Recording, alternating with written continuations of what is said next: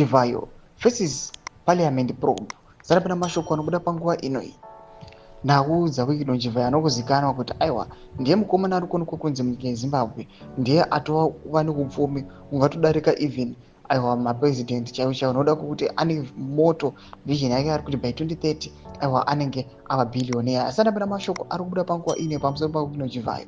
Ndipo subscribe like kuti on the bell kuti pina pana pa news day wamudanyira chiti Ekwekwe activist is petitioned parliament to investigate the financial dealings of controversial businessman Wycliffe Chivayo amid governing concern over his alleged corrupt business dealings and their implications on the country's economy.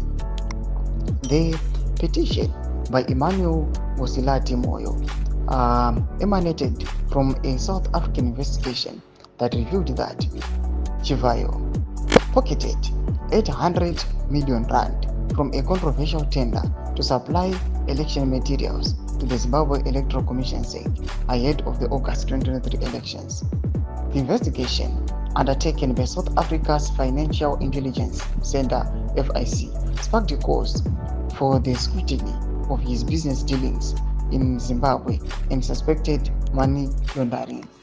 Ndio mashoko ari kubuda panguva ine atokuna kuti aiwa this Kwekwe resident panguva ine acho achiti aiwa vanhu kwamboinvestigata aiwa mukomana anonzi Wycliffe Chivayo uyu kuti pawanyasa kunokonza upfumi hwake panguva inoi hunombonyasa kufamba sei after the Financial Intelligence Center in South Africa yareza aiwa maflags pana Wycliffe Chivayo anoda kuti anoonekwa kunzi aiwa this guy akapoketa mari yakawandisa especially patenda yekurana ma-election material muna 2023. Panguva inoi pari kunoza achiramba achigrebha matenders. People panguva inoi havasi kunyasa kugutsikana aiwa nemabasa ake ari kuita awa. Panguva inoi tiona kuti yes, this cause ekuinvestigata Wycliffe Chivayo aiwa ari necessary and ari kutodawo nemunhu wese, but people they keep on asking themselves questions ekuti is it viable kuya vachikweshena this guy Wycliffe Chivayo nepolitical infiltration yaanozikanwa kuti ainayo nebacking.